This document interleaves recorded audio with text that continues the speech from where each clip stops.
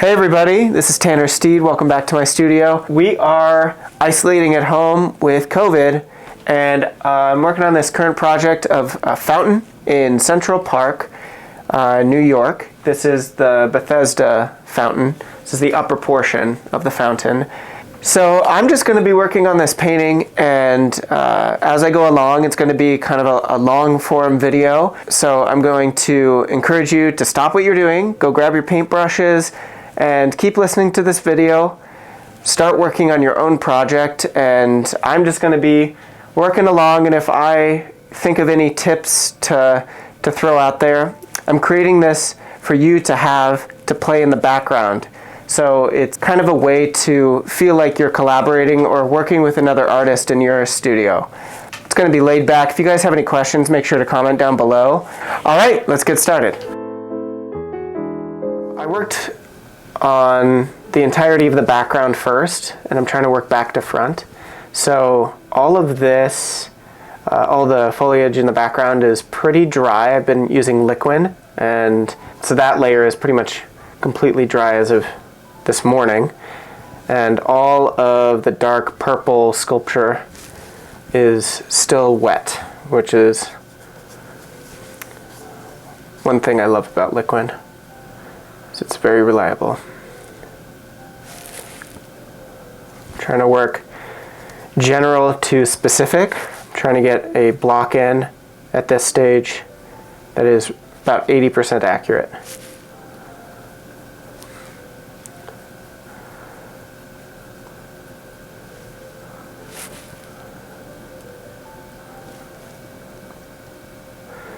I'm using a soft synthetic brush. Really inexpensive one.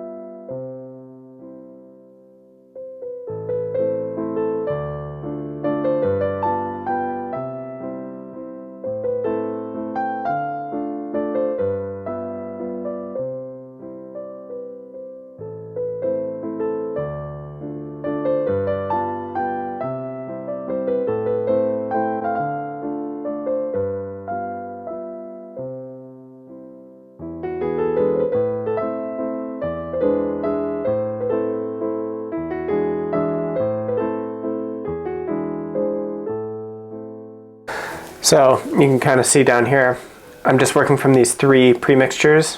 I've got a dark, medium, and a light.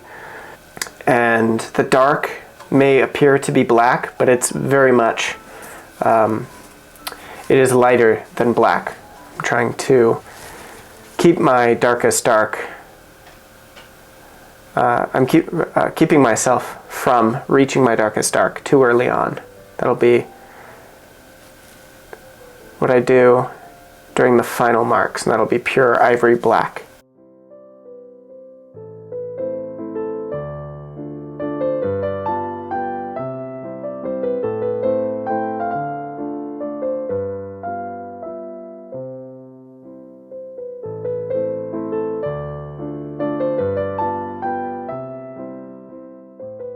Everything is relatively soft at this stage, not making too many hard edges.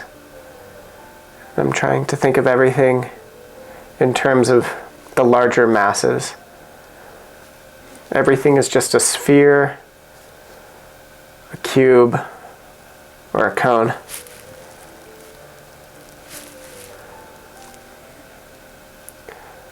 And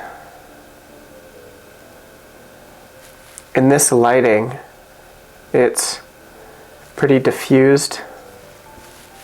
These are all pretty much, they're beneath a shadow, and it was a pretty overcast day.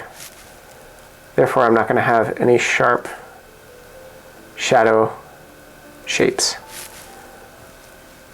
unless they're immediately under objects. My goal for today is to just be able to block in this area and eliminate all of the white So this is kind of like a colored underpainting.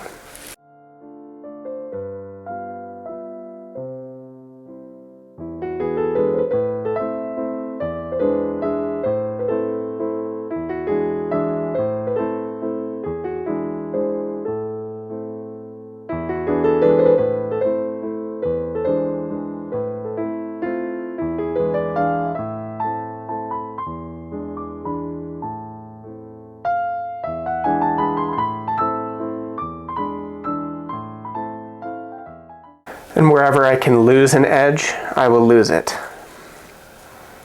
I think less is more. If you have less minute shapes, you'll have a stronger picture. In fact, with the background on this, I was telling myself, I wrote it down, that what I want is when I squint, I want the background to just be two values, the sky and the trees, just two shapes. Nothing more complicated than that.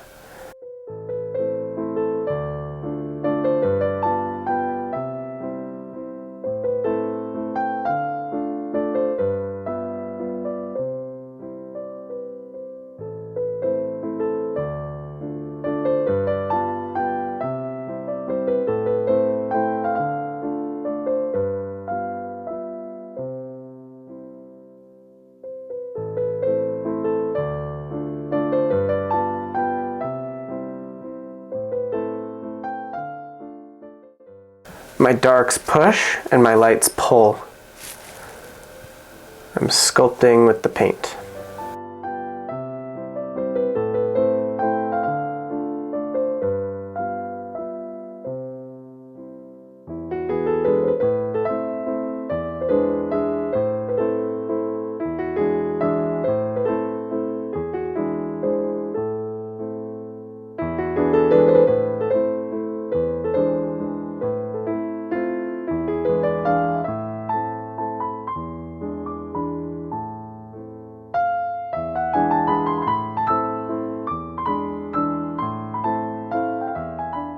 And I had a preliminary sketch underneath this painting, or the paint.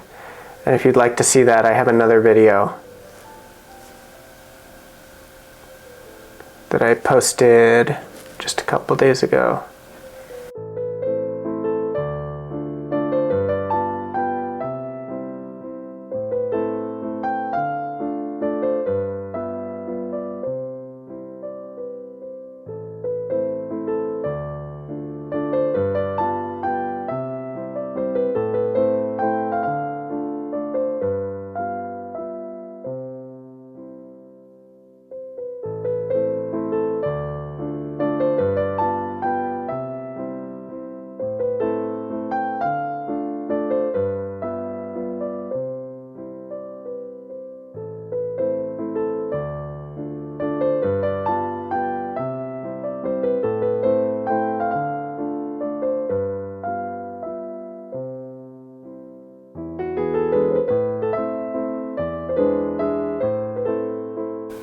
In a scene as complicated as this, I find it best to just block in with just two values, light and shadow, or a light and a dark, and then just I tend to bounce around and just work on things that stand out to me, obvious contrasts that need to be there, rather than working from left to right and rendering it perfectly left to right. I'm a bit more sporadic and I like to develop a picture altogether.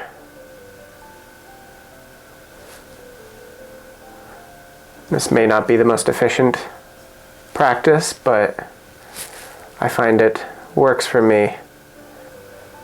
Just for reference, a piece like this will probably take me about a month. Now, I don't just work on a single painting at a time either. I typically have a handful of projects going on at once.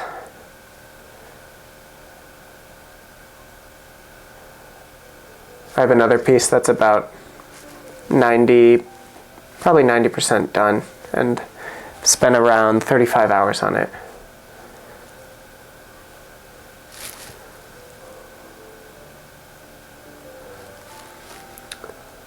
Although, if I'm being honest, there's not a single painting that I look at of mine and consider it 100% complete.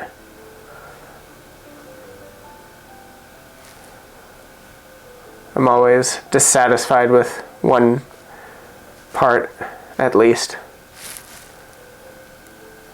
And I guess that just shows that I'm always ready to grow. But it's not really a choice. I always look at my work, I'm like, I can do better.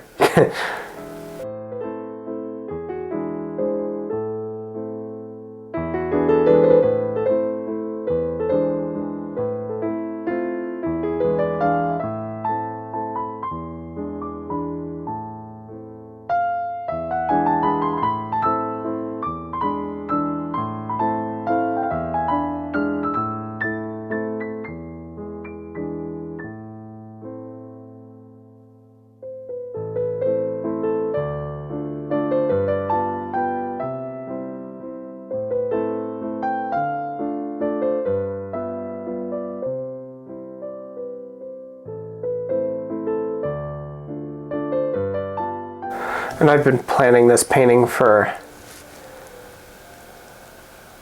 at least a couple months. I went to New York last summer, so summer of 2021.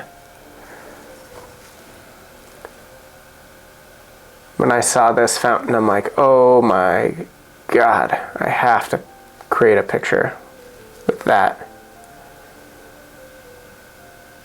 So dramatic on its own. Like, holy cow. Amazing. Now I want to keep these figures soft, or I guess less detailed compared to my main focal point.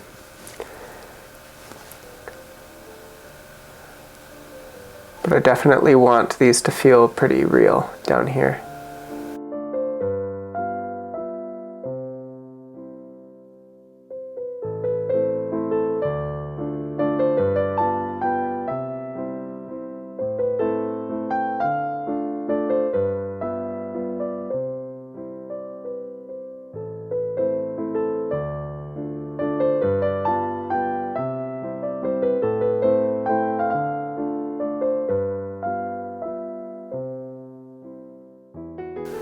I'm always looking back into the mirror that's placed behind my shoulder.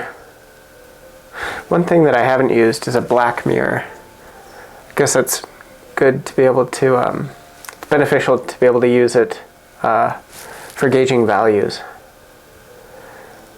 And some people say, oh, just use your phone. But I've also heard that it doesn't work the same way when you're using the reflection on your phone compared to a true black mirror. I don't know, because I've never used them. So let me know in the comments if you have used a black mirror and compared it to your phone. Is it the same or not? What's the benefit of the black mirror? Other than making it sound cool.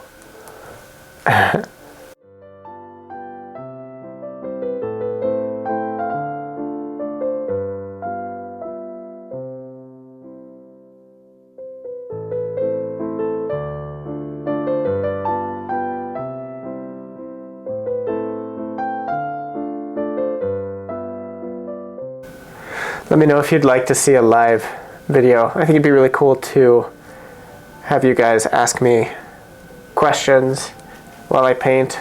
It's something I need to work on, is being able to talk and paint. Painting just takes so much concentration. But I think it's a skill I'd like to develop.